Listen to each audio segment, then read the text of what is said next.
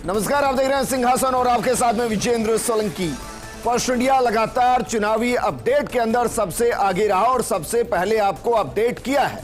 तो चलिए आज जो 56 की सूची आई उसको डिकोड करना शुरू करते हैं। और 16 ऐसी सीटें हैं जहां कांग्रेस वर्सेस बीजेपी दोनों ने अपने कैंडिडेट्स को घोषित कर दिया है। उन सीटों का समीकरण क्या रहने वाला है, इस पर बात करने के लिए हमारे सहयोगी और पॉलिटिकल एडिटर योगेश शर्मा जी जुड़े हैं। बीकानेर से हमारे सहयोगी लक्ष्मण राघव जुड़े हैं और दिल्ली से दिल्ली न्यूज एडिटर अदिति नागर जुड़ी हैं। शुरू करते हैं कि जो 56 सीटें डिक्लेयर आज की गई हैं उनमें कौन कौन सी सीटें ऐसी जिन पर फाइनल हो गया है। ब्यावर के अंदर कांग्रेस ने पारस जैन को मैदान में उतारा है, जबकि बीजेपी ने शंकर सिंह रावत को मैदान में उतारा है। योगेश जी जरा बताइए इस सीट पर क्या समीकरण रहेंगे। पारस जैन नया चेहरा है और पारस जैन को मुकेश चौहान जो टिकट चाह रहे थे, बीजेपी ने कांग्रेस ने यहाँ पर गैर रावत कार्ड खेला है और वैश्य कम्युनिटी को टिकट दिया है और एक नया प्रयोग है। पहले यहाँ से जैन कांग्रेस पार्टी से एमएलए भी रह चुके हैं। जी, अगली सीट का रुख करते हैं। ब्यावर का समीकरण समझने के बाद अगली सीट श्री गंगानगर अंकुर मिगलानी वर्सेस बीजेपी से जयदीप बिहानी। जरा बताइए योगेश जी। देखिए, अंकुर मंगलानी कांग्रेस पार्टी के जिला अध्यक्ष के साथ साथ अरुण वंश जो कि पंजाबी बहुल इलाका है, बड़ी संख्या में पंजाबी भाषी वोट बैंक है, उसके मद्देनज़र कांग्रेस पार्टी ने शायद टिकट दिया है। राजकुमार गौड़ का यहाँ टिकट काटा है जो कि निर्दलीय थे और चाह रहे थे कांग्रेस पार्टी से टिकट, पुराने कांग्रेसी थे, उनकी जगह अंकुर मिगलानी को टिकट दिया, युवा चेहरे हैं। और जयदीप बिहानी वैश्य समाज से ताल्लुक़ रखते हैं और एक तरह से नगर सेठ की उपाधि हासिल है इनको यहाँ पर। और मुझे लगता है यहाँ पर इंडिपेंडेंट छत्रप भी सामने आएंगे जी। तो ये मुकाबला श्री गंगानगर का त्रिकोणीय चौकोणीय होता रहता है। ठीक है, अगली सीट का रुख करते हैं। अगली सीट जरा लाइए जहां पर फाइनल हो चुका है कि दोनों ही तरफ से किस किस को मैदान में उतारा गया। रायसिंह नगर सोहनलाल नायक कांग्रेस की तरफ से मैदान में है, बलबीर लूथरा बीजेपी की तरफ से मैदान में है। योगी जी देखिए, बलबीर लूथरा प्रेजेंट में एमएलए है बीजेपी से और सोहनलाल नायक को यहाँ उम्मीदवार उतारा है। सर्वे में भी सोहन नायक टॉप पर थे, यूथ कांग्रेस से निकले हैं, कांग्रेस पार्टी के चर्चित नेता हैं और एक तरह से कहा जाए तो एक मजबूत नाम है। लेकिन यहाँ पर सीपीएम भी मजबूती के साथ खड़ी है, यहाँ टक्कर सीपीएम से भी होगी। चलिए अगली सीट का रुख करते हैं क्योंकि हम सबसे पहले आपको 16 वो नाम बता रहे हैं जो आज की लिस्ट के बाद फाइनल हो चुके हैं कि मुकाबला किस किस के बीच में मोटे तौर पर रहना है। अनूपगढ़ शिमला देवी नायक कांग्रेस की तरफ से, संतोष बावरी बीजेपी की तरफ से। योगेश जी देखिए, संतोष बावरी भी विधायक है, भारतीय जनता पार्टी ने टिकट रिपीट किया था जबकि पिछली बार टिकट काटा था बीजेपी ने। शिमला देवी नायक नया चेहरा है अनूपगढ़ से, कुलदीप इंदौरा भी यहाँ टिकट चाह रहे थे, कांग्रेस ने यहाँ नायक को वरीयता दी है और ये एक रोचक मुकाबला देखा जा सकता है अनूपगढ़ की सीट। ठीक है, योगेश जी हमारे साथ लक्ष्मण रावत अनूपगढ़ की सीट का जरा बताइए, जो वर्सेस चल रहा है शिमला वर्सेस संतोष, वहां के समीकरण क्या रहने वाले हैं।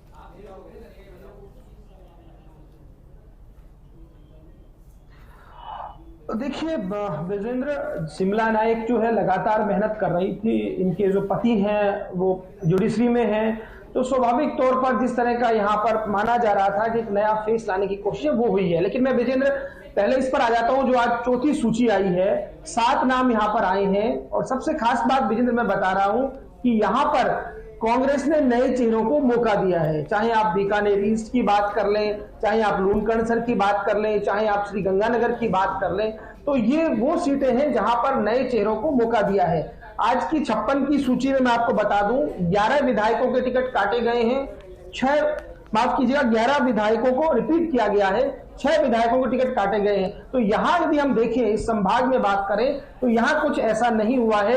एक बड़ा टिकट कटा है जिसको लेकर बहुत चर्चा हो रही है, आपको ध्यान होगा कुछ विरोध प्रदर्शन भी हुआ। लूणकरणसर में पूर्व मंत्री वीरेंद्र बेनीवाल का टिकट काटा गया है। भीमसेन चौधरी 6 बार विधायक रहे, उनके बेटे हैं, पूर्व मंत्री रहे, गृह मंत्री रहे, तो कहीं ना कहीं वो एक बात थी। लेकिन युवाओं को राहुल गांधी ने तरजीह दी, जो 2 बार चुनाव हार गए एक तरह से, उन नामों को ना कहा। तो मुझे लगता है देखिए ये जो मैंने वो बताया जो आज की सूची में। अब विजेंद्र आपके सवाल। बिल्कुल, और यही तो खासियत है राघव आपकी कि हमने सिर्फ आपसे अनूपगढ़ पूछा और आपने विस्तार से सारी चीजें बहुत कम शब्दों के साथ बयां की है। चलिए अगली सीट का रुख करते हैं। अगली सीट कौन सी है जहां वर्सेस सामने आ चुके हैं? पीलीबंगा विनोद गोठवाल वर्सेस धर्मेंद्र मोची आमने सामने हैं। योगेश जी, धर्मेंद्र मोची विधायक अभी पहले भी विधायक रह चुके हैं, वसुंधरा राजे कैंप में गिने जाते हैं, और विनोद गोठवाल को पिछली बार टिकट मिला था, सचिन पायलट के नज़दीक हैं और पिछला चुनाव हार गए थे, फिर कांग्रेस पार्टी ने मौका दिया है, बहुत कम अंतर था जीत हार का पिछले चुनाव में। विनोद गोठवाल बैरवा कम्युनिटी से ताल्लुक़ रखते हैं, तो यहाँ पर चुनावी संघर्ष है और यहाँ पर सिख बहुल इलाका है, सिख जट सिख बड़ी संख्या में रहते हैं। और लक्ष्मण से मैं जानना चाहूँगा इस सीट को लेकर भी, क्योंकि पीलीबंगा में सभा भी कवर की थी लक्ष्मण आपने।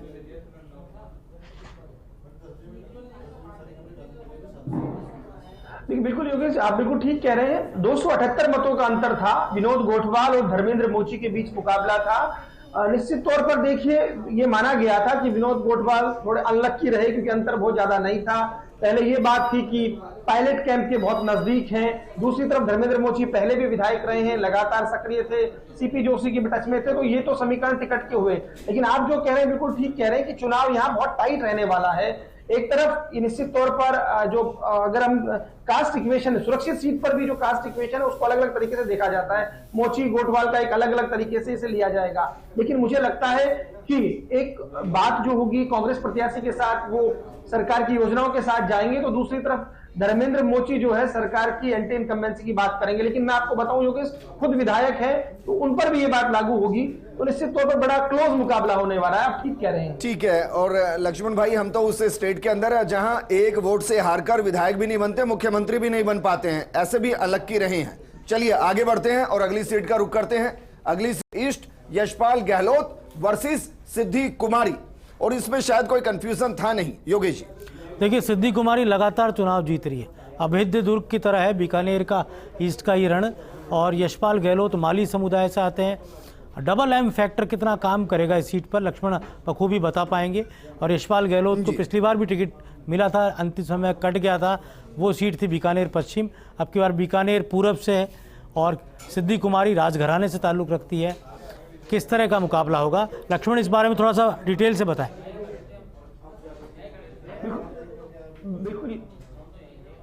बिल्कुल योगेश जी, आप तो राजस्थान की राजनीति पर पकड़ रखते हैं, जानते हैं कि एक सीट के बारे में। बिल्कुल ठीक कह रहे हैं, अभेद दुर्ग बन गया है बीकानेर पूर्व की सीट। डिलिमिटेशन के बाद लगातार 3 चुनाव सिद्धि कुमारी ने जीते हैं। इस बार एक बार की कुहापोह की स्थिति थी, लेकिन सिंगल पैनल नाम गया सिद्धि कुमारी का। और देखिए यशपाल गहलोत, योगेश जी आपको याद होगा, वो व्यक्ति है जिसे पिछले चुनाव में 2 बार टिकट मिला था। बीकानेर पूर्व से कांग्रेस ने टिकट दिया, बीकानेर पश्चिम से टिकट दिया, और दोनों बार टिकट वापस ले लिया। भारत में एकमात्र उदाहरण है एक चुनाव में 2 बार टिकट आपको दी जाए और फिर वापस ले ली जाए, वो भी कांग्रेस पार्टी का, वो भी कांग्रेस पार्टी। इस बार जो है बार बार मुख्यमंत्री अशोक गहलोत के चूंकि पसंदीदा थे, जी बिल्कुल, जब आप सत्ता में जा रहे हैं, यानी जब सरकार मुख्यमंत्री आपकी बन रही है, तो इस बार मुख्यमंत्री अशोक गहलोत ने, कहिएगा राहुल गांधी से भी मिले थे ये उस वक्त भारत जोड़ो यात्रा में, तो इनको आश्वस्त किया गया था इस बार आपको टिकट देंगे, आप धैर्य रखें। लगातार जिला अध्यक्ष है ये पिछले 15 सालों से। बीच में कल्ला और यशपाल जी के बीच थोड़ी सी खींचतान की खबरें भी बनी रही। इस बार कुछ ऐसा लग रहा था कहीं कोई दिक्कत ना हो, लेकिन लक्ष्मण आश्वस्त थे और आपने भी चलाया था कि यशपाल गहलोत को टिकट मिल रहा है, वैसा ही हुआ है। लेकिन लक्ष्मण फायदा होगा बीडी कल्ला जी को यशपाल से?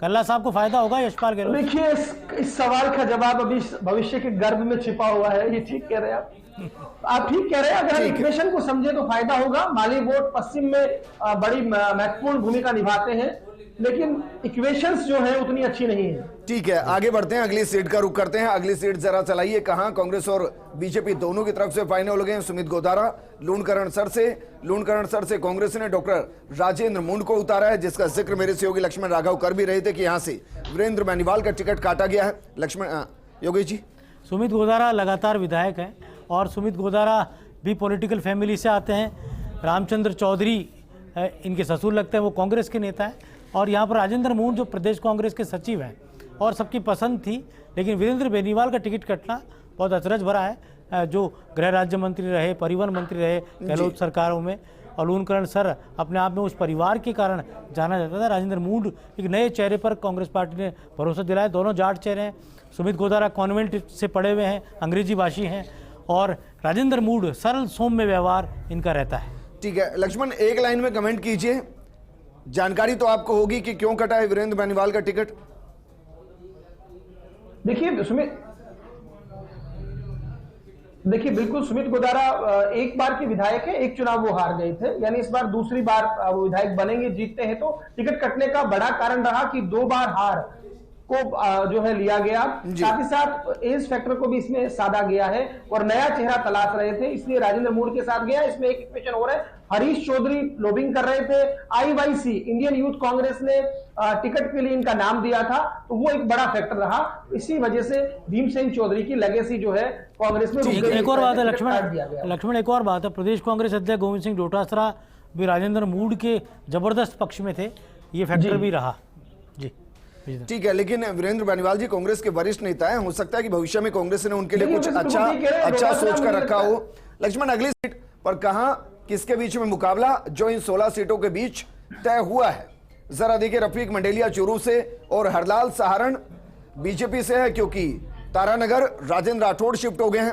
योगेश जी जरा बताइए, अगर ये रफीक मंडेलिया वर्सेस राजेंद्र राठौड़ होता तो मुकाबला कैसा होता, और ये जो इक्वेशन बदले उसका क्या रहेगा? क्या पता रफीक मंडेलिया के कारण ही राजेंद्र राठौड़ को तारानगर जाना पड़ा हो, ये बड़ा सवाल है। और दूसरी बात यह है कि हरलाल सहारण को रफीक मंडेलिया के पिता मकबूल मंडेलिया ने चुनाव हराया था, अब फिर से आमने सामने है। मंडेलिया परिवार जो कि बड़ा माइनॉरिटी का बड़ा परिवार है, बड़ा मंडेलिया परिवार का एक मुस्लिम समाज में एक बड़ा कद है, और कहा जा सकता है कि चुनाव बहुत इंटरेस्टिंग होगा। हरलाल सहारण की बड़ी संख्या में जाट मतदाता भी इस सीट पर ताल्लुक रखते हैं, तो ऐसे में तारानगर तो राजेंद्र राठौड़ चले गए, लेकिन राजेंद्र राठौड़ पहले भी जब तारानगर राजेंद्र राठौड़ गए थे तब भी शायद रफीक मंडेलिया चूरू से चुनाव लड़ रहे थे, तब उनके पिता तब मकबूल मंडेलिया ने चुनाव लड़ा था, तब हरलाल सहारण उम्मीदवार थे और उस जमाने में भी यही हुआ था। लेकिन मकबूल मंडेलिया चुनाव जीते थे और उस समय कहा सकता है वो भी आज भी मकबूल मंडेलिया सक्रिय है। मंडेलिया परिवार बड़ा परिवार है,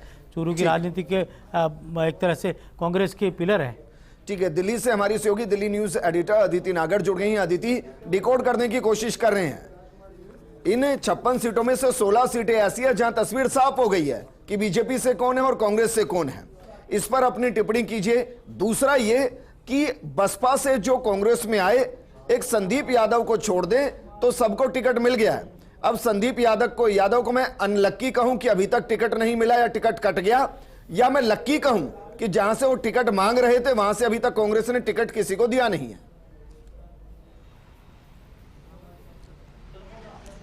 बहुत सारी बातें हैं जो आपने सवाल पूछे, लेकिन योगेश जी और विजेंद्र जी, आप दोनों को एक बात बता देती हूँ कि अभी बज रहे हैं 9:15 और आप लोग कर रहे हैं लिस्ट डिकोड पिछले 1 घंटे से, और अभी आप दोनों घर मत जाइएगा क्योंकि कांग्रेस एक और लिस्ट आज ही रिलीज करने वाली है लगभग 10:30 बजे। तो योगेश जी, विजेंद्र जी, 10:30 बजे बाद आपको फिर वो 10 से 11 नाम डिकोड करने होंगे। तो जो अभी हम कह रहे हैं कि 151 नाम आ चुके हैं, आप तब कहेंगे कि लगभग 160-161 नाम कांग्रेस रिलीज कर चुकी है, यानी अब कांग्रेस लीड लेती जा रही है, बीजेपी से आगे बढ़ जाएगी, आज रात को बढ़ ही चुकी है। अब आपने सवाल किया संदीप यादव को लेकर। अच्छा, जो आपने पहला सवाल किया कि 56 ऐसी सीटें हैं जिसमें दोनों अनाउंस कर चुके हैं, बहुत मजे की बात यह है कि सब फर्स्ट इंडिया देख रहे हैं, और दूसरी बड़ी बात है कि चाहे कांग्रेस हो चाहे बीजेपी हो, वो खुद एक इंडिपेंडेंट आकलन जानना चाहते हैं कि जो टिकट हमने अनाउंस कर दी है, बीजेपी ये जानना चाहती है कि जब ये जो आमने सामने खड़े हो गए हैं तो कैसा मुकाबला रहने वाला है। और सही मायने में तिजारा ले लें, सवाई माधोपुर ले लें, ऐसे बहुत सारी जगह है जहां पर खुद भारतीय जनता पार्टी को ये नहीं पता कि ऊंट किस करवट बैठेगा, या कांग्रेस को नहीं पता कि ऊंट किस करवट बैठेगा। लेकिन अब सवाल ये है कि एक सवाल बार बार उठा कि छत्तीसगढ़ में अगर इतनी टिकटें कट सकती थी तो कांग्रेस में राजस्थान में ऐसा क्यों नहीं हुआ। तो अंदरूनी जो बात हुई है उसमें यह हुआ कि हमने विधायकों को रिपीट किया, वही बात जो हम पहले कर चुके हैं कि चाहे मंडल अध्यक्ष हो, ब्लॉक अध्यक्ष हो, तमाम जो साधन समीकरण थे वो विधायक के लिहाज से हुए, विकल्पों की कमी हुई। और दूसरी बात यह है कि चाहे हमने किसी को भी लड़ाया हो, वो जीत के आने की कोशिश करेगा इस उम्मीद के साथ, क्योंकि इसका एक बड़ा आर्ग्यूमेंट रहा जब राहुल गांधी ने ये बात कही कि हम अगर किसी विधायक जो हार रहा है उसको लड़ा रहे हैं, उससे बेहतर है कि किसी नए चेहरे को लड़ाए जिससे काडर खड़ा हो, संगठन खड़ा हो, वो अगले 5 साल काम करे और अगली बार टिकट की चाहत में काम करता रहे जी। लेकिन वहीं प्रदेश यूनिट की तरफ से एक तर्क गया और वो तर्क ये था कि फर्ज कीजिए विजेंद्र जी की टिकट काटी जा रही है और अदिति को मिल रही है, लेकिन अदिति उतने वोट ले ही नहीं पा रही जितने विजेंद्र जी हार के बावजूद ले पा रहे हैं। यानी विजेंद्र जी हार तो रहे लेकिन टक्कर के साथ। तो यही समीकरण के साथ बार बार ये कहा गया कि भले ही इनके एंटी इनकम्बेंसी है लेकिन वहां पर कोई और दूसरा टक्कर वाला नेता या अभी कैंडिडेट नहीं है। अब अगर आप ये कहें कि 2024 से पहले हम इतने सारे कैंडिडेट वो उतार दें जो बड़ी मार्जिन से हारें, तो फिर एनालिसिस कैसा होगा, पार्टी का मनोबल कैसा रहेगा, राजस्थान में मनोबल कैसा रहेगा और उसका इम्पैक्ट दूरगामी कैसा होगा। तो कम मार्जिन के चलते, टक्कर देने के चलते सिटिंग एमएलए को इस उम्मीद से लड़ाया जा रहा है कि भाई आप बेहतर फाइट दें और जीतने की कोशिश करें। अब सवाल ये है कि जो आज नाम अनाउंस हो चुके हैं उसमें 8 सिटिंग एमएलए और 3 और इंडिपेंडेंट, ये आपने तब बदलाई देखी कि उनको काटा गया है। उसके बाद नए चेहरे हैं, उसके बाद बाहर से आए हुए भी चेहरे हैं, प्रयोग भी देखने को मिला है और साथ में जैसे हम समीकरण सोशल इंजीनियरिंग की बात करते हैं, हमने ये भी देखा कि यहाँ पर जो जितने भी सीनियर नेता हैं उनकी बात भी मानी गई, सर्वे की भी थोड़ी बहुत मान ली गई। तो जैसे अशोक सीटों को डिकोड कर रहे हैं जहां कांग्रेस वर्सेस बीजेपी पूरे तरीके से तय हो चुका है। तो जरा देखिए अगली सीट कौन सी, और इस पर हमारे सहयोगी लगातार बने हुए हैं जिनके साथ हम विश्लेषण भी कर रहे हैं, क्योंकि जो अगली सीट है वो सीट है श्री माधोपुर डॉक्टर दीपेंद्र सिंह वर्सेस झाबर सिंह खर्रा के बीच। इस पर योगेश जी से मैं टिप्पणी लूं, लेकिन उससे पहले दीपेंद्र जी हमारे साथ जुड़ चुके हैं। दीपेंद्र जी, एक बार फिर से आपको ढेर सारी शुभकामनाएं टिकट के लिए। धन्यवाद आपको। सर, बेटे के लिए जद्दोजहद कर रहे थे, अब माने कि बेटा प्रचार की पूरी कमान संभालेगा। शायद जद्दोजहद की बात नहीं थी, मैं स्वास्थ्य की दृष्टि से कह रहा था, उसको मिलता तो भागदौड़ ज्यादा कर पाता जी। अब पार्टी ने जब निर्णय किया है, उस पर विश्वास किया है, तो हम भी करेंगे। योगेश जी आपसे सवाल करना चाह रहे हैं सर। हाँ दीपेंद्र जी, कांग्रेस पार्टी ने आपको टिकट दिया है, आप हाँ मतलब एक तरह से सीकर की राजनीति के खांटी चेहरे हैं श्री माधोपुर में, और फिर वही खर्रा परिवार आपके सामने है। इस बार का चुनाव पुराने चुनाव से कैसे अलग से देखते हैं? नहीं, अलग से क्या देखना है, चुनाव तो चुनाव होता है। किस रणनीति के साथ आप जाएंगे, क्योंकि आपने बोला एज फैक्टर है?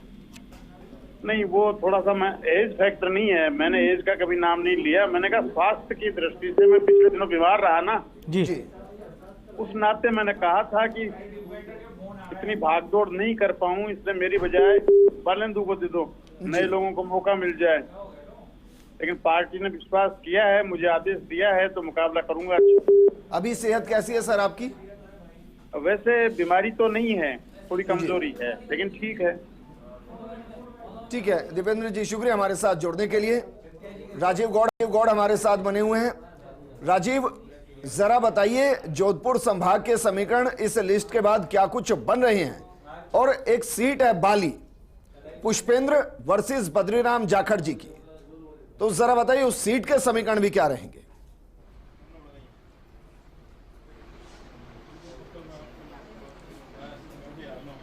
देखिए विजेंद्र, सबसे पहले तो मैं ये कहना चाहूँगा, थोड़ी देर पहले अदिति बता रहे थे कि मान लीजिए फर्ज कीजिए, लेकिन फर्ज हम ये कहते हैं विजेंद्र जी राजस्थान जीतेंगे और अदिति जी दिल्ली जीतेंगे। फर्स्ट इंडिया न्यूज़ के सारे रिपोर्टर सबसे पहले जीत करके सबसे पहले जो खबर देते हैं तो फर्स्ट इंडिया ही जीतेगा। अब बात शुरू करते हैं बाली विधानसभा क्षेत्र की, जहाँ से मुख्यमंत्री के रूप में भैरव सिंह शेखावत वहाँ से चुनाव लड़ा करते थे। बहुत बड़ी सीट है, उसको हल्के में नहीं लिया जा सकता। पुष्पेंद्र सिंह लगातार चुनाव जीतते रहे, 36 कौम के वहां पर वोट हैं, किसी एक जाति के बेसिस को चुनाव नहीं जीता। बद्रीराम जाखड़ पर जब विश्वास किया है, ये कह सकते हैं कि उनके परिवार में भी इस वक्त खुशी का माहौल है। पूरा का पूरा परिवार हमारे साथ इस वक्त है, और देखिए दोस्ती निभाई है मुख्यमंत्री अशोक गहलोत ने। यहाँ पर जिला प्रमुख की बात करें जो पूर्व में रही हैं, उप जिला प्रमुख की बात करें, वो तमाम जो परिवार के लोग हैं, ये खुशियाँ हैं। और उससे भी बड़ी बात है कि एक किसान और जाट छत्र जो नेता हैं बद्रीराम जाखड़ पाली लोकसभा क्षेत्र से सांसद रहे हैं, उन्हीं के क्षेत्र में बाली था, उनको अच्छी तरह से गणित पता है। लेकिन ये सीट निकालना बड़ी चुनौती भी है। लगातार पुष्पेंद्र सिंह जब वहाँ से चुनाव जीत के आए हैं, राजस्थान सरकार के ऊर्जा मंत्री रहे हैं, तो समझा जा सकता है कि उनका अलग ऑरा रहा होगा।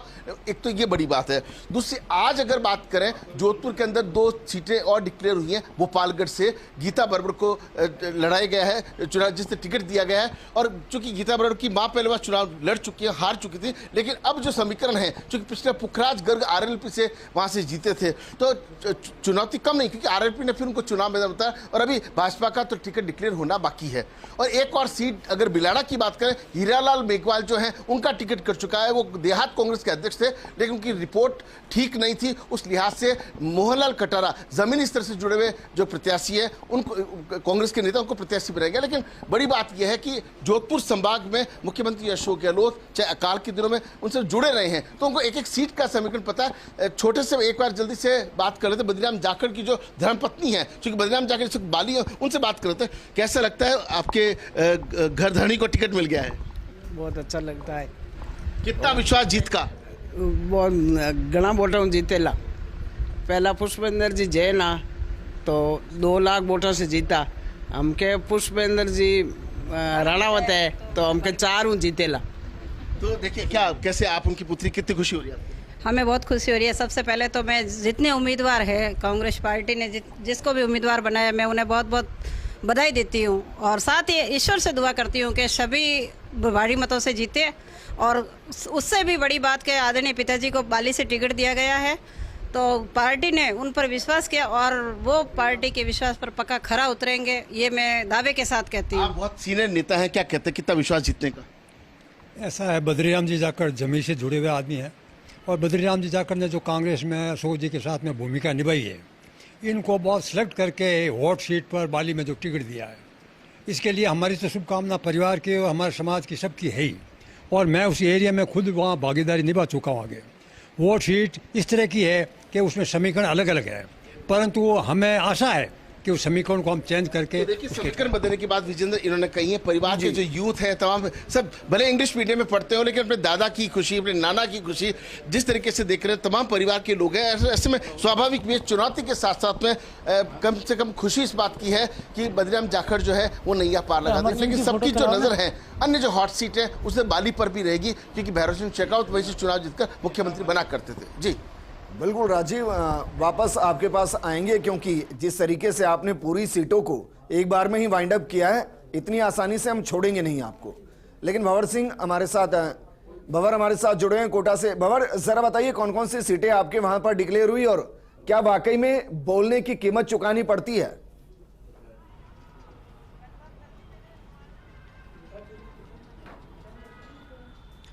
देखिए, ऐसा ही लग रहा है विजेंद्र, क्योंकि बेचैनी कोटा में लगातार बढ़ती जा रही है। चौथी सूची आ चुकी है और पूरे कोटा जिले में कुल मिलाकर के 6 विधानसभा सीटों से केवल 1 सीट सांगोद से प्रत्याशी कांग्रेस ने घोषित किया है। पड़ोसी जिले में अगर मैं आपको ले जाने की कोशिश करूं तो दूसरा महत्वपूर्ण जिला झालावाड़ है। यहां से कांग्रेस ने 4 में से 3 सीटों पर आज अपने प्रत्याशी घोषित कर दिए हैं। लेकिन हाई प्रोफाइल सीट झालरापाटन, जहां से पूर्व मुख्यमंत्री वसुंधरा राजे बीजेपी की घोषित प्रत्याशी है, उनके सामने कांग्रेस ने अभी भी पत्ते नहीं खोले हैं। अगर मैं आपको बूंदी लेकर चलने की कोशिश करूं तो एक बार फिर से बूंदी सीट, जहां से 2 ब्राह्मण दिग्गज एक बार फिर से आमने सामने हैं, यानी 2018 का चुनाव एक बार फिर से रिपीट हो रहा है। पहले ही बीजेपी ने अशोक डोगरा को अपना प्रत्याशी घोषित कर दिया है और आज कांग्रेस ने फिर से हरिमोहन शर्मा को मैदान में उतार दिया है। आपको याद दिला दूं कि पिछला चुनाव हरिमोहन शर्मा महज 700 आसपास मतों से हारे थे। अगर मैं आपको 12 ले जाने की कोशिश करूं तो वहां से एक बार फिर से कांग्रेस ने करण सिंह को उतारा है छबड़ा से प्रताप सिंह सिंघवी के सामने। और छबड़ा वो सीट है जहां से भैरव सिंह शेखावत भी चुनाव लड़ चुके हैं। यहां से प्रताप सिंह सिंघवी बीजेपी के वरिष्ठ नेता कई बार चुनाव जीत चुके हैं, लेकिन एक बार करण सिंह उनको पहले हरा चुके हैं। एक बार फिर से करण सिंह और प्रताप सिंह सिंघवी 2018 की तरह 2023 में आमने सामने होंगे। लेकिन एक बड़ा उलटफेर देखने को मिला है कोटा में, जहां सांगोद सीट से मौजूदा विधायक भरत सिंह का नाम इस बार सूची में नहीं है। ऐसा 15-20 साल के बाद हो रहा है जब भरत सिंह सांगोद से कांग्रेस के प्रत्याशी नहीं बने हैं। लेकिन भरत सिंह ने खुद ने पहले ही कह दिया था कि वो अब चुनाव लड़ने के इच्छुक नहीं है। तो यहां से कांग्रेस ने एक तरह से, लेकिन ऐसा तो बहुत से नेताओं ने कहा था और उनको टिकट थमा दिया गया। अब मैंने जो शुरू में इशारा दिया था वो भरत सिंह के लिए ही दिया था, लेकिन आप उसको शांति धारीवाल की तरफ ले गए। वापस मैं आपके पास आऊंगा। बाकी सीटों का रुख करते हैं कि वहां किस किस के बीच में मुकाबला लगभग तय हो चुका है कांग्रेस और बीजेपी की तरफ से, और उस पर योगेश जी से समझेंगे कि वहां की समीकरण क्या कुछ बनते और बिगड़ते इन सीटों के डिक्लेरेशन के बाद नजर आ रही हैं। किशनगढ़ का रुख करते हैं। किशनगढ़, चलिए तिजारा का रुख करते हैं। इमरान खान बनाम बाबा बालकनाथ। योगी जी, क्योंकि इमरान खान को शायद बसपा ने भी टिकट दिया था, प्रत्याशी बदलने के बाद अब कांग्रेस टिकट दे रही, क्या वाकई में इतना बड़ा फैक्टर है कि बाबा बालकनाथ को अगर एम फैक्टर में बांधना है तो फिर इमरान खान जरूरी है तिजारा में? देखिए, खासतौर पर ये सीट ही कुछ इस तरह की है। तिजारा वो सीट है, बरकतुल्ला खान जब मुख्यमंत्री बने थे तब तिजारा से ही उन्होंने चुनाव लड़ा था, और उसके बाद वो मुख्यमंत्री एक तरह से कहा जाए उपचुनाव हुआ था, तिजारा से सीट खाली की गई थी उनके लिए। और ये जो सीट है बाबा बालकनाथ, क्योंकि हिंदू फायर ब्रांड के तौर पर इनको उतारा गया है इस सीट पर, ये जाना तो बहरोड चाह रहे थे लेकिन इनको उतारा गया है, तो वहीं पर भारतीय जनता पार्टी की कैंडिडेट के सामने इमरान खान, एक तरह से कहा जाए तो ये दुरू मियाँ के कारण इस इलाके को जाना जाता रहा है। अब दुरू मियाँ की जगह पहली बार अरसे बाद कांग्रेस ने कोई नया मुस्लिम चेहरे पे दाव खेला है, और ये पूरे मेवात की सबसे हॉट सीट है, और इस हॉट सीट पर वहाँ पर जो अन्य जो जातियाँ हैं वो किस तरह का रिएक्ट करेंगी। हाल ही में योगी आदित्यनाथ की भी वहाँ सभा होने वाली है, बिल्कुल, और कल ही है, कल तो एक तरह से कहा जा सकता है कि ये पूरा चुनाव कि मेवात तो कई कारणों से। अच्छा, बसपा क्यों बदलना चाह रही थी? क्योंकि काफी खबरें फ्लो हो रही है कि बाबा बालकनाथ को वॉक ओवर देने की तैयारी है योगी आदित्यनाथ के कहने पर, इसलिए इमरान का टिकट वापस काटने की तैयारी थी। देखिए, कई कारण हैं बीएसपी के इस टिकट के कटने के पीछे। खुद बीएसपी के प्रदेश नेतृत्व को ही नहीं पता कि टिकट कैसे कटा और कैसे क्या हुआ, क्योंकि आपको ध्यान है बीएसपी चलती है लखनऊ से जी, मायावती सुप्रीमो है, वो जो चाहती है उसके आधार पर फैसले लिए जाते हैं, और कोई भी प्रदेश का नेता उन फैसलों पर उंगली नहीं उठा सकता। सबका स्वागत है। बड़ी खबर का रुख करते हैं। कांग्रेस की चौथी सूची पर लक्ष्मण राघव की रिपोर्ट। कांग्रेस के कलेवर में कुछ नया फ्लेवर नजर आया है, तो कुछ आज भी ओल्ड इज गोल्ड है। 11 विधायकों को टिकट रिपीट किया गया है, 7 विधायकों के टिकट काटे गए हैं। दरअसल इसको थोड़ा मैं कहूंगा टीम को कि इसको अपडेट कीजिए कि 6 नहीं 7 विधायक हैं जिनके आज की लिस्ट में नाम काटे गए हैं। उनके नाम जरा आपको बताते हैं कि वो कौन कौन से नाम हैं जिनको काटा गया है। बसेड़ी से खिलाड़ी लाल बैरवा, कठुमर से बाबूलाल बैरवा, राजगढ़ लक्ष्मणगढ़ से जौहरी लाल मीणा, सांगों से भरत सिंह, हिंडौन से भरोसीलाल जाटव, तिजारा से संदीप यादव और बिलाड़ा से हीरालाल मेघवाल के टिकट काटे गए हैं। तो ये 7 नाम है। दरअसल 13 पुराने चेहरे जो हारे हुए उनको रिपीट किया गया है, शेष नए उम्मीदवारों को टिकट दिया गया है। लक्ष्मण, दोनों ही लाइनें बेहतरीन हैं। ओल्ड तो हमेशा गोल्ड होता ही है, लेकिन कलेवर में कुछ नया फ्लेवर हो तो फिर जायका अच्छा होता है।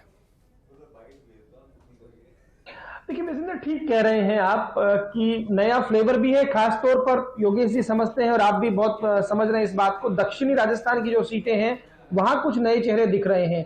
7 का वो डिफरेंस इसलिए आया, निर्दलीय विधायक का भी टिकट कटा है। राजकुमार गौड़ चूंकि निर्दलीय विधायक थे, समर्थन दे रहे थे, तो वो आप ठीक बात कह रहे हैं, वो भी एक कारण रहा। लेकिन आप देखेंगे जो आप रिपीट कर रहे थे बात को कि कुछ और लोग चाहते थे कि उन्हें टिकट ना मिले। दीपेंद्र सिंह शेखावत, उन्हें टिकट दिया गया है, वो चाहते थे उनके पुत्र को टिकट मिले। कई बार विधायक रहे हैं, एक बार जीतते हैं एक बार हारते हैं, और जब कांग्रेस की सरकार आती है योगेश जी जानते हैं कि वो जीतते ही हैं, वो उनके साथ एक चलता है। इसके अलावा महादेव सिंह खंडेला 5 बार विधायक रहे हैं और सांसद रहे हैं, तो उनको भी टिकट दिया गया। तो ये 2-3 नाम मैंने इसलिए बताए कि ये ऐसे ओल्ड गार्ड्स हैं जिन पर दोबारा भरोसा जताया है, जो जिसमें से दीपेंद्र सिंह तो खुद ही नहीं चाहते थे टिकट मिले। तो मुझे लगता है कि कांग्रेस नए फ्लेवर के साथ उसमें कुछ फ्लेवर डाल रही है, साथ ही साथ ओल्ड गार्ड्स पर भी मुख्यमंत्री अशोक गहलोत, दीपचंद खैरिया जैसे व्यक्ति को टिकट दिलाया है। तो इसका मतलब जो बात उन्होंने बोली थी कि जिन्होंने साथ दिया उनको टिकट मिलना चाहिए, जो कहीं और लगे हुए थे जब उनको मिल गया, तो मुझे लगता है विजेंद्र ये एक अपने आप में मुख्यमंत्री ने जो कहा वैसा हुआ है। ठीक है लक्ष्मण, वापस आपके पास आएंगे, लेकिन उससे पहले हम सीटों का विश्लेषण कर रहे हैं, तो जरा अगली सीट देखते हैं कि वहां किसके बीच में मुकाबला है। इस सीट को भी जरा समझते हैं, क्योंकि जो 16 सीटें इन 56 में से अभी जो लिस्ट आई है उसमें जहां लगभग मुकाबला तय हो चुका है कांति प्रसाद मीणा थानागाजी से, जबकि हेम सिंह भड़ाना बीजेपी से मैदान में है। योगेश जी, देखिए, परंपरागत मुकाबला दोनों के बीच रहेगा। हेम सिंह भड़ाना का टिकट पिछली बार काट दिया था, आपको ध्यान होगा, और रोहिताज शर्मा को बीजेपी ने यहाँ टिकट दिया और कांति मीणा चुनाव जीते। कांति मीणा इससे पहले भी एक बार चुनाव जीते हैं, ये दूसरी बार विधायक हैं, लेकिन कांग्रेस का टिकट इनको पहली बार मिला है। और हेम सिंह बढ़ाना पहले भी विधायक रहे हैं, मंत्री भी रहे हैं, वसुंधरा राजे की टीम में रहे हैं और ख़ास तौर से यहाँ पर ब्राह्मण मतदाता बड़ी संख्या में है थानागाजी में। और ब्राह्मण के अलावा योगी समाज जो है, कांग्रेस ने पिछली बार उर्मिला योगी को यहाँ टिकट दिया था और थानागाजी दौसा लोकसभा सीट क्षेत्र में आता है। वैसे वो जिला अलवर लगता है लेकिन दौसा लोकसभा क्षेत्र में आता है। तो ये यहाँ पर गुजर वर्सेस मीणा ये चुनाव होगा और मुझे लगता है यहाँ पर और भी कोई तीसरा छत्रप भी चुनावी समर में उतरता हुआ नजर आएगा। आप ये कह रहे हैं कि कोई थर्ड फ्रंट इस पे मैदान में आएगा और वो इसको त्रिकोणीय बनाएगा? जी बिल्कुल। ठीक है, अगली सीट का रुख करते हैं। अगली सीट जरा देखिए, जहां तस्वीर लगभग बीजेपी और कांग्रेस की तरफ से साफ कर दी गई है। हिंडोन अनीता जाटव वर्सेस राजकुमारी जाटव। योगेश जी, यहाँ पर टिकट कटा है भरोसी लाल जाटव का और लंबे समय वो विधायक भी रहे हैं और ख़ास तौर से कहा जा सकता है कांग्रेस के पुराने नेता रहे, पिछली गहलोत सरकार में मंत्री भी रहे थे। और यहाँ नए चेहरे अनीता जाटव पर दाव खेला गया है। अनीता जाटव का नाम सुर्खियों में रहा है और राजकुमारी जाटव पहले विधायक रही और तेज तर्रार विधायक कही जाती है राजकुमारी जाटव, उनको टिकट यहाँ पर दिया गया है। तो हिंडौन में, और ये वो इलाका है जो गुजर आरक्षण आंदोलन की का बैकग्राउंड इस इलाके से जुड़ा रहा है। हिंडौन में ही आपको ध्यान है कर्नल किरोड़ी सिंह बैसला यहीं से ताल्लुक़ रखते हैं, हिंडौन में उनका घर भी है और गुजर मतदाता, मीणा मतदाता और कहा जा सकता है एससी मतदाता यहाँ बड़ी तादाद में है। तो ये कहा जा सकता है कि हिंडौन मजबूत रहा है कांग्रेस के लिए। मुकाबला टफ रहेगा, मुकाबला यहाँ कहा जा सकता है आमने सामने का मुकाबला है इस पूरी सीट पर। ठीक है, अगली सीट का रुख करते हैं। अगली सीट जरा दिखाइए, जहां कांग्रेस और बीजेपी अपने कैंडिडेट को क्लियर कर चुके हैं। 52वां सीट है, राजेंद्र मीणा वर्सेस इंदिरा मीणा के बीच में मुकाबला है। योगी जी, देखिए राजेंद्र मीणा कुंजीलाल मीणा के परिवार से हैं, बेटे हैं उनके, जो पहले विधायक रहे हैं, तेज तर्रार नेता रहे हैं बामनवास के। इंदिरा मीणा प्रेजेंट में एमएलए है और जैसे मैंने पहले भी कहा था कि बामनवास और बोली ये दो ब्लॉक है उस विधानसभा क्षेत्र के, और बोली ब्लॉक से आती है इंदिरा मीणा, बामनवास से आते हैं राजेंद्र मीणा। तो यहाँ पर ख़ास तौर से बड़ी संख्या में गुजर मतदाता भी निवास करता है। जो डिसाइडिंग फैक्टर होगा इस पूरे इलाके का, चौथ का बरवाड़ा का इलाका हो चाहे बोली का इलाका हो, बड़ी संख्या में गुजर मतदाता है यहाँ निवास करता है। और आपको ध्यान है कि ये वो बेल्ट है, बामनवास से नमो नारायण मीणा आते हैं, हरीश मीणा भी मूल रूप से बामनवास के हैं। और बामनवास इसलिए भी फेमस है क्योंकि पूरे देश में सबसे ज़्यादा आईएएस, आईपीएस, आरएएस, आरपीएस देने का रिकॉर्ड बामनवास के नाम रहा है। ठीक है योगी जी, कुछ रिएक्शन भी आ रहे हैं, उनका भी जरा रुख कर लेते हैं। कानपुर से सुरेश गुर्जर को टिकट दिया गया है, पश्चिमिया ने उनसे बातचीत की, वो क्या कुछ कह रहे हैं टिकट मिलने के बाद, ये हम आपको सुना रहे हैं, जरा सुनिए। पहले बहुत बहुत बधाई पश्चिमिया की तरफ से आपको, धन्यवाद। आपके पास चुनावी समर में उतर रहे हैं। चुनावी समर में तो पार्टी ने टिकट दे दिया तो उतर ही गया हूँ। सबसे पहले मैं आपके चैनल के माध्यम से आलाकमान को, सम्मानित गहलोत साहब को, विशेष तौर से हमारे लोकप्रिय नेता सचिन पायलट जी को, डोडा साहब जी को मेरी ओर से, जनता की ओर से धन्यवाद देता कि उन्होंने दोबारा मुझे अध्यक्ष बनाया। आने वाले समय बड़ा कठिन है, चुनौतीपूर्ण है, किस तरह से मैदान में तैयारियाँ? देखो, पिछला जब से मैं चुनाव हारा हूँ, जब से मैं जनता के बीच में हूँ, 5 साल मैंने जनता के बीच में रहकर जनता के सुख में, दुख में, दर्द में 5 साल तक मैं खड़ा रहा हूँ। और मुझे पूरा विश्वास है जनता के ऊपर, हमारी सरकार की योजनाओं पर जनता को भरोसा है। इस बार मुझे दोबारा यहाँ से चुनाव जिताकर पार्टी ये लोग भेजें। अब जरा सुनिए कि पाली से भीमराज भाटी जिनको टिकट दिया गया है, वो टिकट मिलने के बाद क्या कुछ कह रहे हैं, ये भी सुनिए। पाली की प्राथमिकता सबसे पहले तो प्रदूषण का परमानेंट इलाज, प्रदूषण का स्थायी इलाज, ताकि उद्योगपतियों को भी कोई तकलीफ नहीं हो, किसानों को भी कोई तकलीफ नहीं हो। किसानों को जो हाईकोर्ट ने आदेश कर रखे हैं मुआवजा की जो ज़मीनें खराब हुई उसका मुआवजा देने का, सैकड़ों करोड़ रुपए का ऑर्डर कर रखा हाईकोर्ट, उसको किसानों को मुआवजा दिला जिनकी ज़मीनें खराब हो रखी है। भोपालगढ़ से नीता बरबड़ को टिकट दिया गया है, वो भी क्या कह रही हैं टिकट मिलने के बाद, ये भी सुनिए। 15 साल से 2008 में मेरी मदर को दिया था उस वक्त से हम लोग इसी क्षेत्र में हैं और टिकट नहीं मिला, फिर भी हमने फील्ड छोड़ा नहीं। यहाँ से मैंने 2 बार जिला परिषद के चुनाव भी लड़े, जिले में सबसे ज़्यादा वोटों से भी जीती हूँ। और लेकिन कांग्रेस पार्टी ने इस बार मेरे पे भरोसा जता के फिर मेरे परिवार को भरोसे में दे के ये टिकट दिया है। तो मैं इस सीट को विश्वास दिलाती हूँ कि मैं 100% जीत के और कांग्रेस पार्टी के झोली में डालूंगी। ये किस स्ट्रेटेजी से चुनाव लड़ेंगे? हम लोग कांग्रेस पार्टी की भरोसे पे लड़ेंगे। लेकिन जिस तरीके से जो पिछला सबक होता है, इस सबक लेने के बाद में सीट निकालो कि एआईसीसी ने आप पे भरोसा किया, अलकमा ने भरोसा किया, कैसे उसमें खड़ा? तो हम अपनी पूरी सीट जीतेंगे। कांग्रेस पार्टी ने जो विश्वास दिलाया है, पार्टी ने, मुख्यमंत्री जी ने, अशोक जी गहलोत ने हम पे जो विश्वास दिलाया है, हम उसके पूरा करेंगे। और पिता के कुछ सपने हैं वो भी पूरे करने हैं। मेरे पिताजी के जो भी सपने हैं, मेरी माताजी के सपने हैं। सांगों से भानु प्रताप को टिकट दिया गया। फर्स्ट इंडिया ने बातचीत की, क्या कहा सुनिए सर। मैं आला कमान का धन्यवाद देना चाहूँगा कि उन्होंने मुझे जिम्मेदारी दी है और जो जिम्मेदारी मुझे पार्टी ने दी है उस पर मैं खरा उतरूँगा। और निश्चित रूप से कांग्रेस की बहुत सारी योजनाएं हैं जो कांग्रेस सरकार ने काम किया, उनको लेकर जनता के बीच में जाएंगे और निश्चित रूप से सांगोद में कांग्रेस विजय होगी। लेकिन अभी भरत सिंह वहां से मौजूदा विधायक हैं, क्या ये माना जाए कि भानु प्रताप सिंह के साथ भरत सिंह का आशीर्वाद है? बिल्कुल रहेगा भरत सिंह जी का आशीर्वाद। भरत सिंह जी ने काफ़ी काम करे हैं क्षेत्र में, चाहे सड़क हो, चाहे इरिगेशन, आपके इरिगेशन डिपार्टमेंट हो, बहुत सारे बिजली, हर क्षेत्र में काम हुए और उनके जो काम अधूरे रहे हैं, मुझे लगता है कि वैसे अधूरा तो कोई काम नहीं, फिर भी अगर कोई काम रहा होगा तो उनको लेके हम आगे जाएंगे।